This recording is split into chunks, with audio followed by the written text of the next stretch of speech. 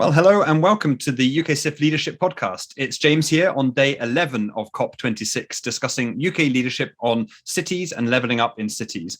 I'm pleased to be joined by Josué Tanaka and Polly Billington. Josué is the Principal Finance Advisor for C40 Cities and Polly is the Chief Executive of UK 100. So we have some incredible experts in this area. This is going to be a fantastic conversation and a really great discussion. So thank you for joining us.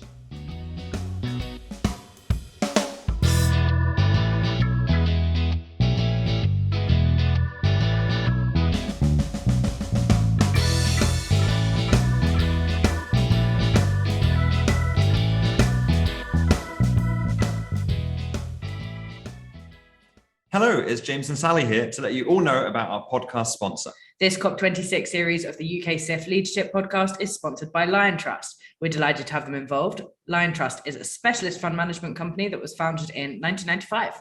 And as of July 2021, they had £34 billion in assets under management. Their aim is to have a positive impact on their investors, stakeholders, and society. We're so pleased to have them on board for this series. Without the support of our partners, the podcast would not be able to happen. So, without further interruption, let's get on with the episode.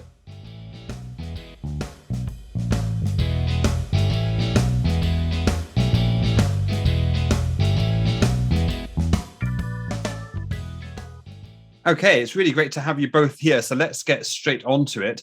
I think so. Just a very quick intro. So Josué, we've actually worked together quite a lot in the past. In my previous role, many of you will be aware that I was with C40 Cities as the director of the City Finance Programme, and Josué actually started there shortly after I left to come to UK CIF, but has an incredible background and history working with the European Bank for Reconstruction and Development, actually since its founding, and did a huge amount of work supporting development bank financing approaches for cities. Josué is also a visiting professor in practice with the London School of Economics. And Polly is the director of UK 100, which is a network of local leaders committed to clean energy, clean air, and climate action. She's been previously a special advisor at the Department for Energy and Climate Change, director of communications to Sadiq Khan's election campaign for London mayoral candidate, and head of communications and campaigns at Citizens Advice. So we could not, I think, ask for a better set of experts for this podcast. So I guess let's just jump straight in. You know, we talk about cities. We're having a cities day here at COP. What's that all about? What is the role of cities in helping us get to net zero? Josué, do you want to maybe jump in first and then Paul? Well, I think, the numbers are clear, both in terms of the contribution of cities in terms of emissions, therefore, to any approach that is seeking to reduce carbon emissions, the role of cities is absolutely key in that. I think that unfortunately, because climate change is happening, adaptation is also, increasing very much as a theme, and more cities, in the world are suffering from that. And finally, because, I would say the link and what makes cities so special is that, in my view, they're very much the link, if you want, between the global challenge of climate change, right, and the actual reality of everybody, everyday life, at the level of individual citizens. And therefore, that particular link, between, I would say, the large issue that we confront, in terms of climate and the reality of day-to-day life, I think that's very much, a unique element that acting through cities, brings. We can, I'm sure, after get more into some of the finance challenges, but at least to your first question of why it's important, that would be one set of answers. And I'm sure that Polly will have many other dimensions to contribute. Well, I think you're absolutely right, Josué. And I think the analysis that underpins C40's approach to why local leaders are important is reflected in your answer and is true everywhere, that they are the ones who, I sometimes say local government will be there after a nuclear holocaust along with the cockroaches. There's pretty much nothing else that will survive some of the big terrors, apart from the people whose responsibility is to empty your bins and to make sure that the lampposts have still got lights in them and that the parking restrictions are still enforced. And I know that sounds somewhat trite, but it's also true. And because they're there all the time, the local leaders, like you say, Josué, can bring lots of people together. They are closer to communities than national governments, and that's really important. And even more important is, as long as you understand the powers that they've got, you can understand better the way that delivery of climate action will occur.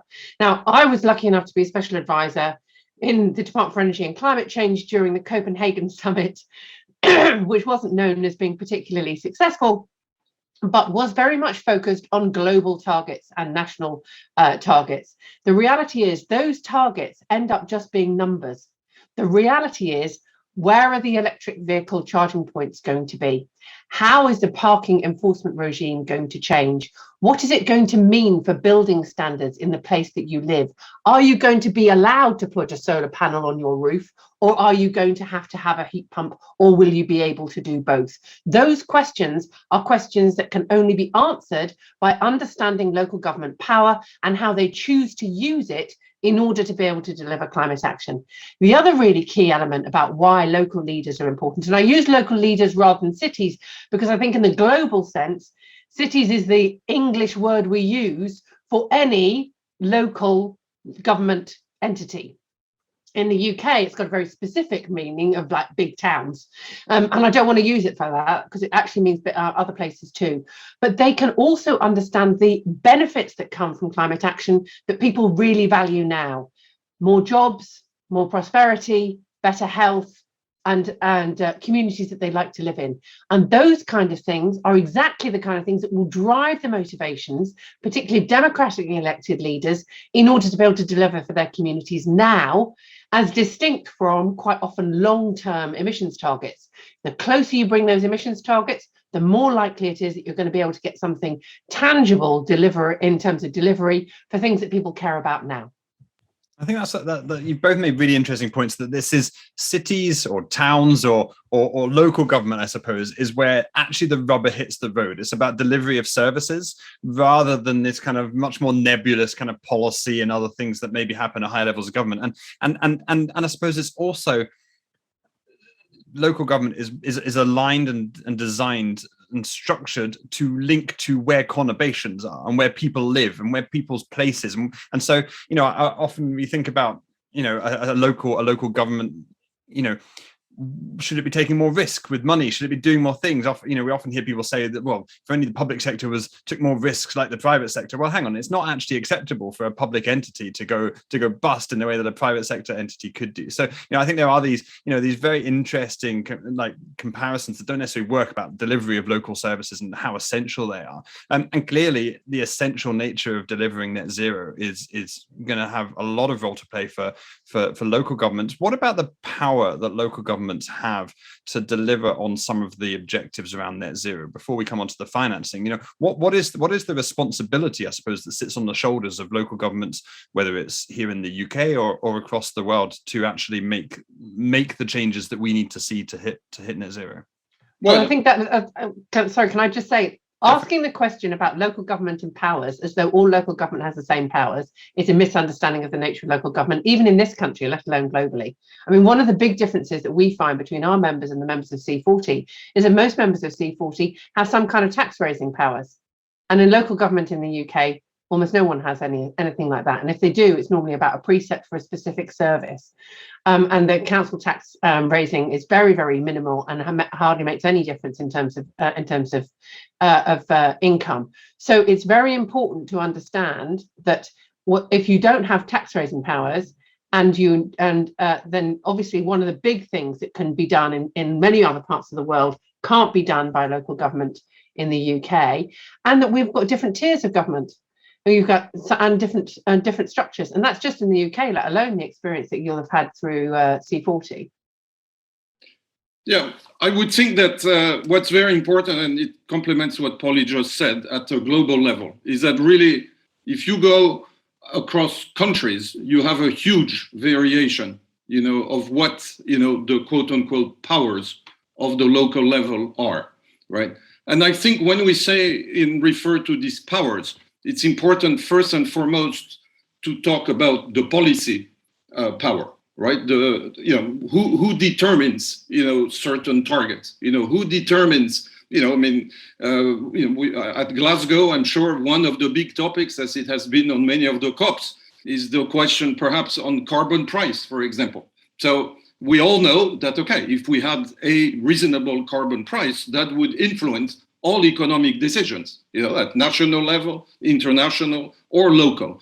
But, okay, this kind of decision, is a type of decision, that is very much in general at the central level. I would say same thing in terms of energy policy, right? A lot of things in terms of shifting the systems at scale, will depend to a certain extent on a good articulation between the definition of national policies and what, cities or local government can do. So that's the challenge we have, right? The challenge we have is one, huge variations in terms of the policy role, of local governments, and huge variation in terms of the financial capacity, and in particular, the ability to decide, on which kind of investments, etc. And that's really what we need to be, working on. I think it has kind of a code name which sounds very technocratic: vertical integration, right? So between the national determined contributions of a country, and how do you connect that, to the role of local governments, in what I would call a co-determination of policies and a co-determination of priorities, for investments and improvements in individual cities. Well, actually, we've done something to help that, which is our comprehensive analysis, which of all the powers that local authorities have got in the UK. And that report, Power Shift, I don't recommend it as a nighttime reading, but I do recommend it as a reference document to understand all the powers that local authorities have got that can be used for climate action, and understanding the limits of those powers, as well as the breadth, as well as the reach of them, and what limits them. Sometimes it's resources. So, for example, the minimum energy efficiency standard, which is something which is on the statute book in this country, is described as barely worth the paper it's written on by one of our members, because they don't have the resources to be able to enforce it. Others are limited by the national regulations, such as the energy regulator, Ofgem, what Highways England feels is its obligation is when it comes to tackling air pollution and reducing emissions from transport. The National Planning Inspectorate, which insists that ripping out higher standards on buildings because they say it's a drag on the market. The National Planning Policy Framework, which again is a drag on local authorities' ambitions. So although in this country, in the UK, we've got an assumption, a general assumption of competence at local level, there are lots of things that are stopping local government being able to do not only what they want to do, but now even more clearly from the net zero strategy that was published a few weeks ago, what is actually required if the country is going to reach net zero. So when Josué talks about the co-determination, we've said understand the powers in the first instance, and then agree between national and local government how you are going to make these targets into something like a reality. We think we need a framework which changes some of those rules so that local government can do more, but also that there is a clear allocation of resources that will make sure that local government isn't short of the resources that are needed in order to be able to use the laws and powers that they've currently got at their disposal. Yeah, and that articulation is obviously a key challenge, and it's in many cases also has to be looked at in terms of the different types and sizes of cities, right? Because obviously, if you look, at London or big metropolitan areas, they may have themselves quite complex institutional arrangements, which very often actually don't simplify, the equation. I would say at the other side of it is also another challenge, which is the challenge of secondary cities or smaller cities, right? Because in many countries, you may have very much a focus on the capital city, on some of the major, regional capitals. But, if you look at projections seem to show that the fastest growth is likely to be happening actually in smaller secondary cities. And that's yet another challenge, because particularly in developing countries, I would say capacity the knowledge base that you may have in these small cities is quite limited, and therefore that articulation becomes also, quite a challenge to put in practice. And that, of course, in the UK comes to the arguments about levelling up, because if you want to level up, you want to do it in a net zero way. And if you want to do net zero, you need to do it in a levelling up sort of a way. And those things have the potential to be mutually beneficial and mutually reinforcing, but they're not automatic. So you do need to think about how you are doing net zero in a way that creates growth and prosperity in places that have previously been left behind. Sometimes because of rapid deindustrialization, which also means that people and whole communities can be very resistant to a rapid transformation because it's been done to them before and it didn't go so well. I'm thinking about the coalfield communities in the UK. When I've spoken in other countries, people have said, well, how do we avoid the kind of deindustrialization that happened in your country where whole communities were devastated? And I say, well, you need to learn from us, not copy us. Absolutely. And that's a really, really important message when looking at what's happening in parts of the world where that is a genuine threat. Well, because I was going to ask about the just transition, and I think that's a really important piece of this puzzle, which is, obviously globally and in the UK, we're talking about just transition. We've just had a financing just transition alliance, which is reported in the last week or two, and that has a really big focus on place and place-based action, and I think that's really important because people obviously care about not their own jobs but also their communities, and what happens to those communities. And we've seen, as you pointed out rightly, Polly, in the past, huge mistakes being made where whole communities have not had in any sense what might be described as a just transition as industry and economies change. And so, I mean, what are the options here to work at a local level, at a place-based level, to consider the just transition? What do we need to do? What are the actions that need to be taken to make this a just transition where we, simultaneously level up and become net zero, which I think is where the just transition actually fits as the glue between those two pieces, which is, what the Financing Just Transition Alliance report said. Really keen to hear, I guess, what's happening internationally from Josué, as well as what's happening here in the UK. Well, look, I think internationally, and I think, again, we go back at least to this notion of articulation, because one of the challenges that you have is that, you may have an equation, if you want, on the just transition at a global or national level, which then really raises question in terms of, for example, different implications across different regions of a country or across different cities of a country. And then you have the real challenge of what you do within an individual city, that may be particularly hit, by an economic shift, right? And that's where, to go back to Polly's point at the beginning about, the role of local leaders in that, it really poses, I would say, very difficult problems. Right now, what are some of the tools, that are used? At least, if I start bringing in a bit the finance and the project level, okay, there is the whole discussion of finding, in a way, alternative sources, of economic activity, right? And in certain cases, that can be done relatively smoothly, and in certain other cases, it's actually not so easy. If you have, I worked a lot, for example, in Eastern Europe after the fall of the Berlin Wall, and you had these so-called monotowns, right? So monotowns were cities in which you had one industry that essentially covered everything, and when I say covered everything, it was all the economic activity, and it was also the social service, the school, everything. So when that collapsed, everything collapsed. And how do you replace that? Not obvious. Now, luckily, and I'm sure Polly has many examples, cities in general, are not monotowns, these days, but still, that challenge of that transition is difficult, and how you reconcile, this between the international, globalized economy within a country and then, across individual cities, that's a big, big challenge. Well, one of the things I would say you definitely need to do is to recognize the role of the market and recognize the role of the state.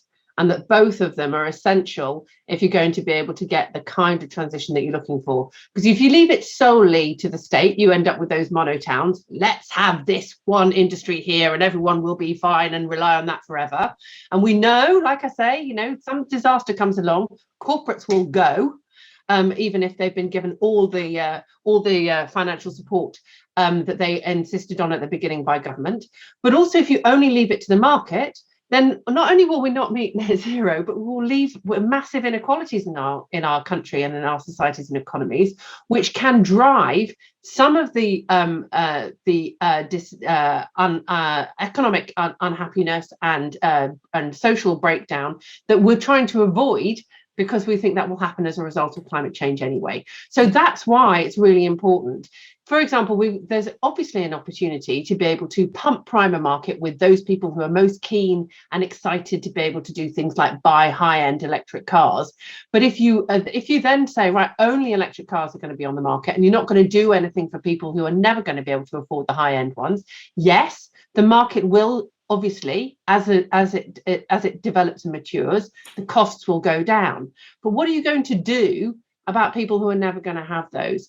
And that goes to a point, the point about making sure that you are shaping those markets in the right way, and making sure that you have provisions for those for whom the market will not meet those their needs. And that's really one of the things that should be a form of political consensus across the globe. And interestingly, there's always going to be a tension between what that balance is. But interestingly, in a climate conversation, being frank about the fact that both of those things need to happen in that kind of political language is often not deployed. And that means that people aren't being honest about the kind of economy that is required, because what they'd like to do is say one thing will solve it all, it'll all be the market, or basically this has got to be a massive, great big state project. And neither of those things are true. And it's funny because we've seen, I suppose, examples of place-based inequality emerging in recent years in terms of technical advances. And you can imagine electric cars falling into the same problem where, there are black spot areas where you can't get high-speed internet, and think of the economic impact that has. What about in the future scenario if there's areas that just don't have sufficient electric vehicle charging points? Well, it's already the case. Most of our EV charging points in the UK are in London. London's got an integrated public transport system. Most people don't need a car in London, and yet we've got more charging points there than we have in the rest of the country. Who's putting them in Cumbria, where actually at the moment you have you've got very, very poor public transport, you've got very, very poor infrastructure, some of it a consequence of already existing climate change. And yet instead of thinking about that, because the market will say, oh, I tell you what, where are the most Tesla owners, or the people who are most likely to be able to afford a Tesla? Well, they're in rich London. So that's where the stuff has started to happen. That's why. And also there are other reasons. Well, because they've got London boroughs who are very keen to be able to clean up their air. So they're facilitating that transformation. So I'm not saying it's just the market, but somebody somewhere is going to have to do something to absolutely shape this so that people who cannot do anything other than have a car actually have some access to that kind of charging. And that's going to require more in rural areas than it is in big cities. Let's be honest about it. Josué, do you have any good examples of cities across the world that are, really driving a just transition? Well, I would say that at this stage, from my knowledge, I think most cities are still, dealing with an assessment of what the issues are, and number two, dealing with, I would say, equity issues, particularly. Let's not forget that. Unfortunately, Polly just told us and reminded us that, the pandemic is still around, right?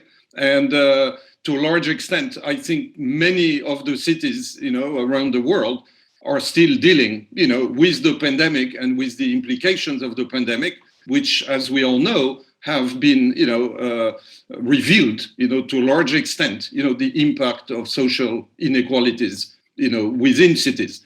So my own feel is, to a certain extent, and again, I'm sure that I must be missing some good examples. But as far as I can see, and I think the work of C40, for example, during the pandemic is reflective of that. That there has been, a big focus essentially on looking at these social aspects, of one, the impact of the pandemic, and then how do you reconnect that to what's often been referred as the green recovery.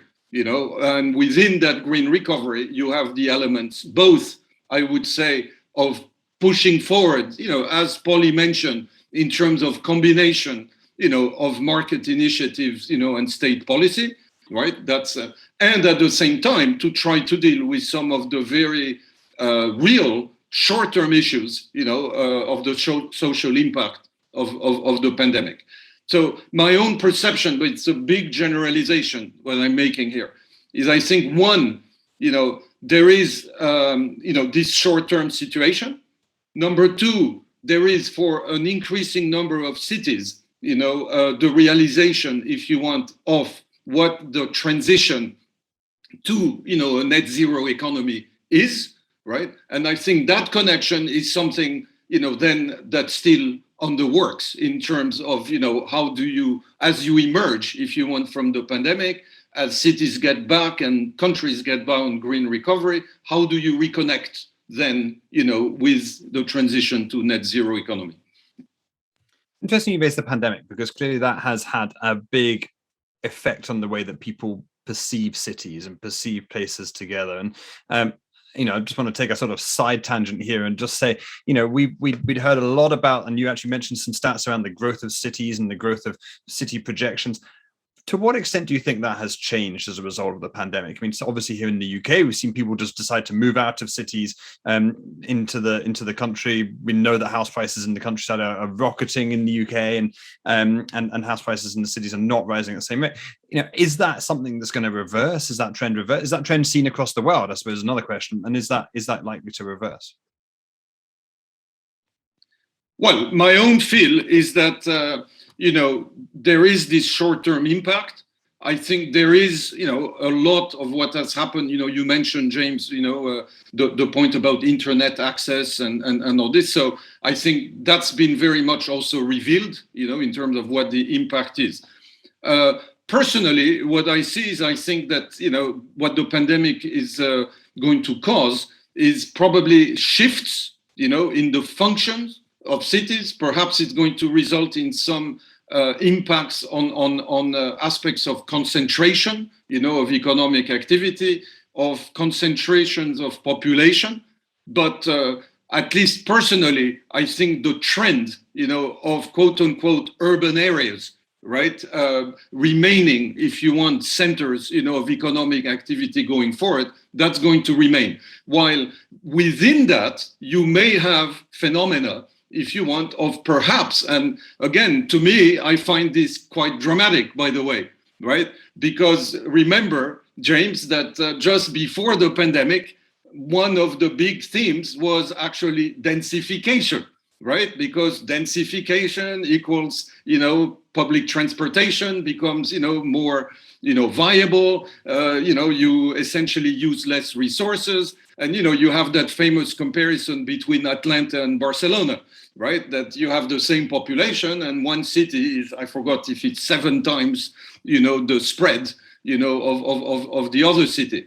So my feeling is that's going to be, a challenge, but I don't think, that you're going to have basically a phenomenon, for example, of, ruralization, for example, back to the countryside, but you may have within the structure of cities, which may then create tensions actually and challenges in terms of some of the quote unquote, climate mitigation objectives, for example, in terms of reduction of vehicle miles traveled, for example.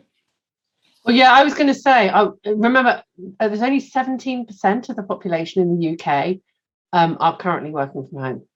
Right, so but everyone goes on as though everyone's working from home. When I talk about everyone's going on about it, everyone who has a platform. And why is that? Because they've got really good broadband and they've got spare room, so it's all right for them.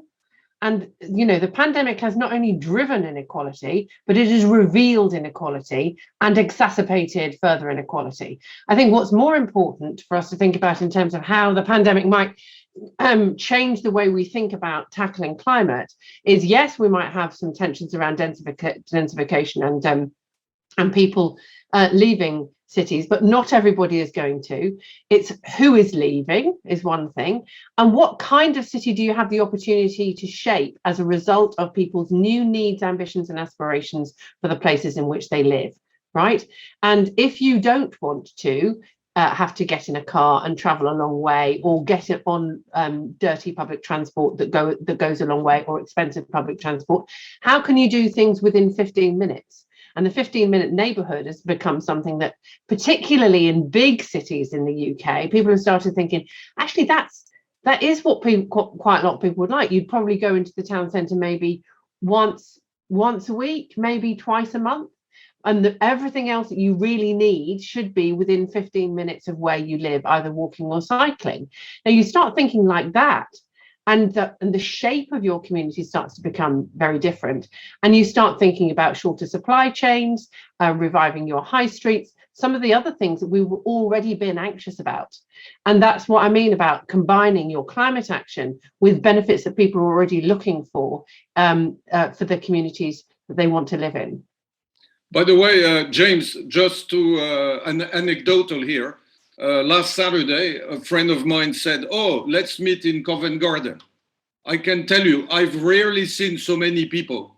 Even I actually walked with a mask, on the pavement, because it was so dense, that you feel this is insane, So again, I don't know if it's an episodic now because, things are a bit better and so everybody decides to go to Covent Garden.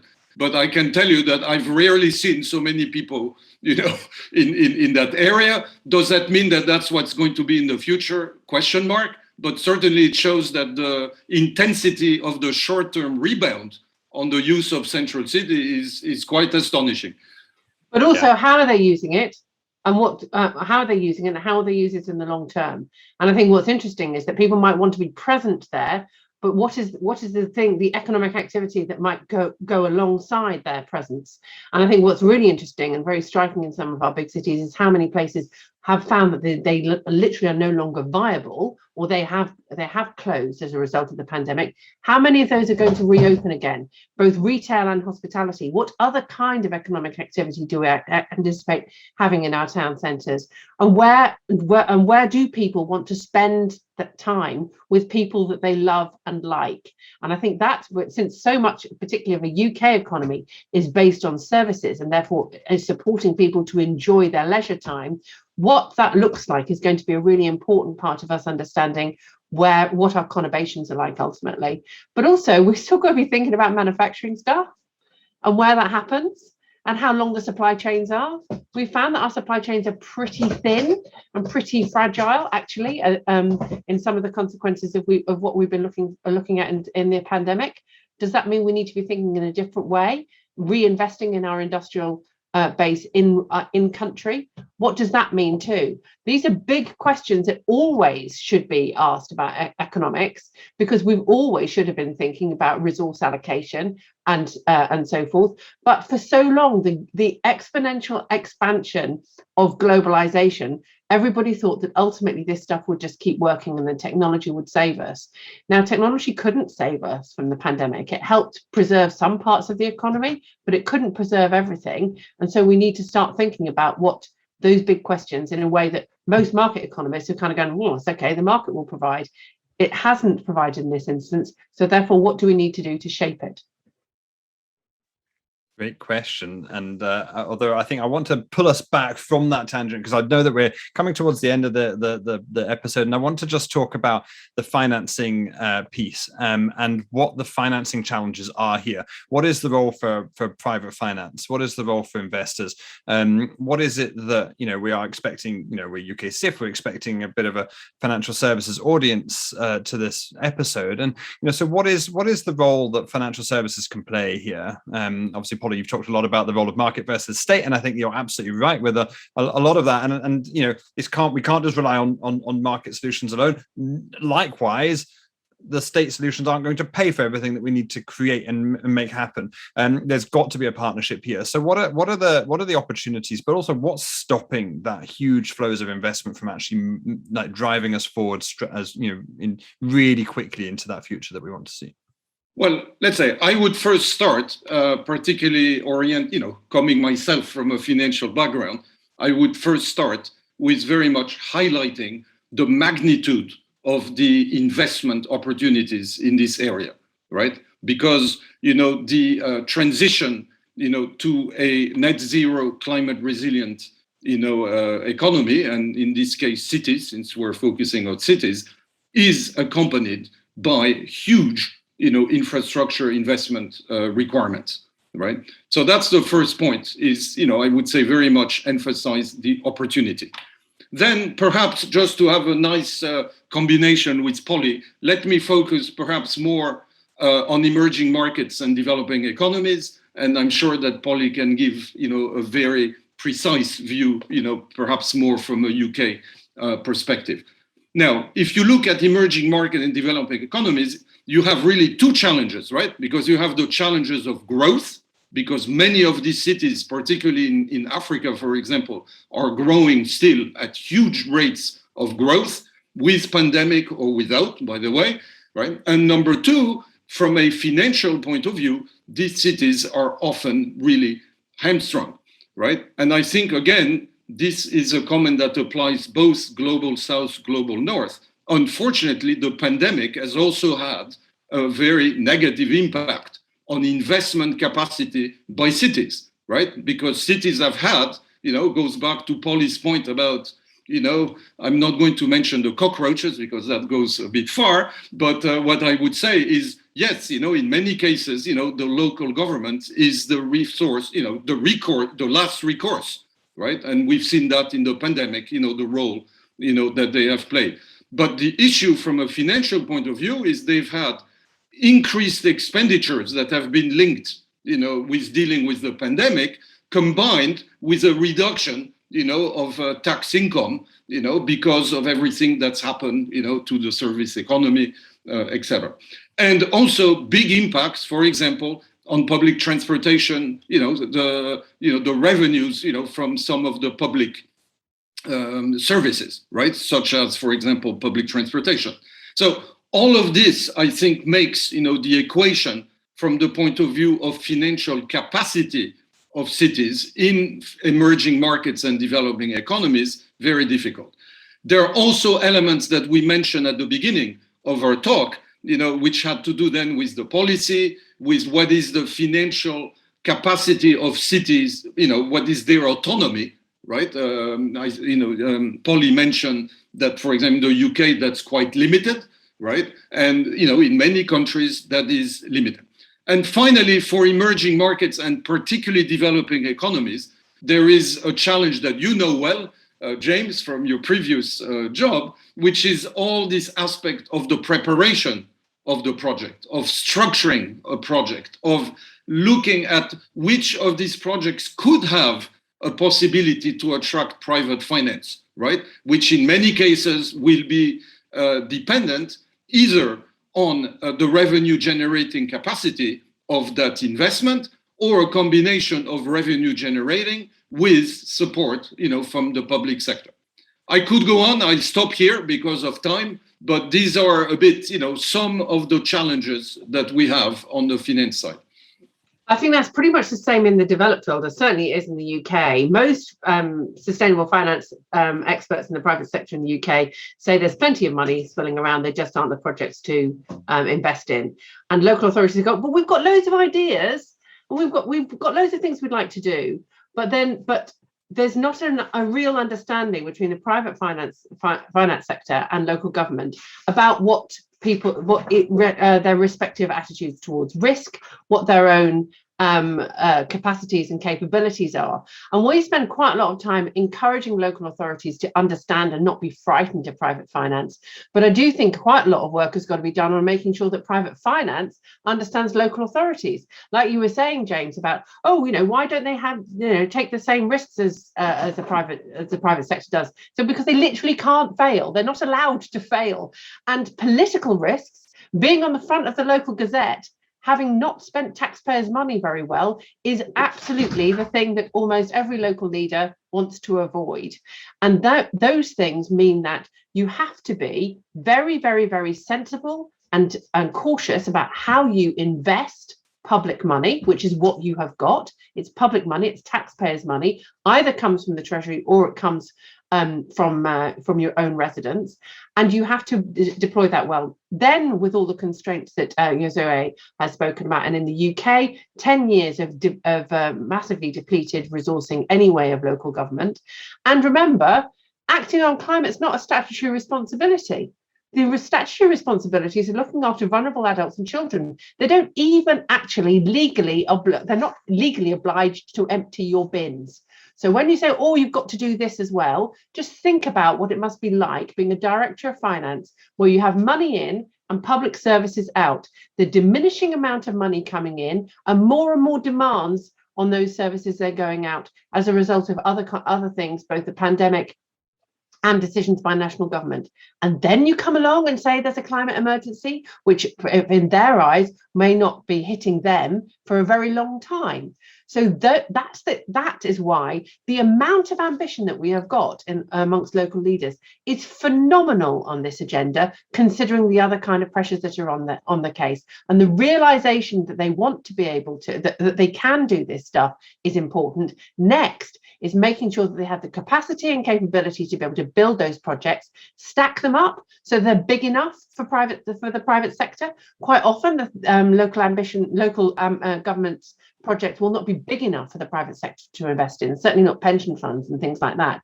They also need to be de-risked. That should be the role of, for example, the new UK Infrastructure Bank, to help de-risk those projects and provide patient and development capital so that those projects are in a place for the big guys to be able to come along and say, yeah, I'm going to invest in that. At the moment, there's still a big gap between the ambition on one side and the money on the other. We need development capital, we need capacity and capability support within local authorities, and ways of making those rules changed. So, because quite often the costs are because of the laws and the rules. So those laws and rules need to change in order to be able to unleash not only a better market, but also the ambition of local government.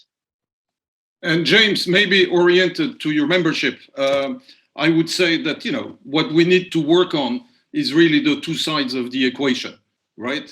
So if I would say, on the demand side, it is these elements that have to do with working, with local government, with the formulation of the investment plans, with the identification of where the private sector could have a role or not, right? And essentially the identification, I would say, of priority investments, that go in the direction, of the transition. On the other side, and that's the part that's maybe more oriented to your membership, it's also that on the supply side, there needs to be, a better understanding, as to how, to build, I would say, programs oriented towards financing, local infrastructure, local sustainable infrastructure, right? And then in the middle of this, you have some of the elements that Polly mentioned, which are, I would say, the toolkit, the instruments. So for example, aggregation instruments are important, right? Because if we take the view that, secondary cities are going to be very important in terms of where the growth is going to happen, and at the same time, Polly's point that, the famous connection to the institutional investors, okay, it's not going to happen unless, you can have these aggregated structures and this risk mitigation built into one instrument. So these are elements of the connections of the two sides of the bridge, but you need to work from those two sides plus those instruments in the middle. I would commend actually the Green Finance Institute in the UK, who's done a lot of work on encouraging the private financial sector to start developing new instruments and products that can help and support this kind of work, including the green municipal bonds that some of our members are now introducing. That's because they did stuff. They've been looking at demonstrators with the private market and the consumer market, but now they've also started developing products for local government. And I think that's a really important process, because otherwise, if we simply assume the financial sector can't change, then they won't change. and they need to change as much as local government does. And again, the national regulatory frameworks that may in fact be increasing costs need to change too. That was a fantastic episode. I'm really sorry that we're going to have to cut it there. I think that we could clearly talk about this all day, and I think that would be fantastic for us. I'm not sure if anyone would be willing to listen to a 6-hour episode of the podcast. Maybe people would. Please send us an email if you would like to hear an extended version of this, and we're happy to put something together. But I think there's so much in that, and so much, such a great challenge to the private sector, to the financial service industry. Also an interesting challenge to what we can do to spark that demand side, identify the projects, create those transactions. And I think there's so much to do in this space, but so much opportunity. It really feels like, for me, the infrastructure piece is often forgotten when we talk about net zero, and the infrastructure in cities and in kind of place-based infrastructure, I think, is forgotten even further than that. And I think we could actually, if we start taking a concerted approach to focus on this, to really think through what we can do, if people listening to this can actually think, what can I do from where I sit that could make an impact on this space? And of course, to the points that have been made, take advantage of the incredible opportunity we have here. This is a really incredible time to be working on this, and there's so much opportunity. So I just want to leave it by saying thank you so much to Polly Billington and Josué Tanaka. That was a really, really brilliant episode and great conversation. Once again, a big thank you to our sponsor, Lion Trust, for helping make this series possible. And don't forget to like, subscribe, and tune into our other episodes from throughout COP26. You can find us on Twitter, which is @UKSIF, and we'll speak to you soon. Thank you very much.